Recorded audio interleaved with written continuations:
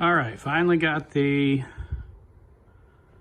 2-inch faux window wood blinds put in. So they're all done, ×3 in this room. The queen bedroom is done. So we still got a couple downstairs that we'll try to get to in January.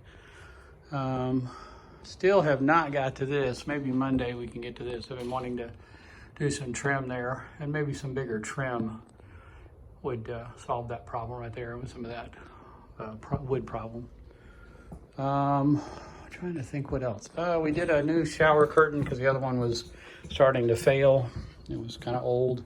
So we put in a curved one here. It's a double. I found it at Home Depot last night. And hopefully you'll like it. If not, I think I got the box around here. It wasn't that expensive. But it's a double. And this side is you can use for, like the way we got it now, doubled up. Or you can hang towels off of this, is what the instructions said. You can hang towels off this, your towels here. Or you can do your plastic on the inside and the decorative one on the outside here. So a lot of choices there.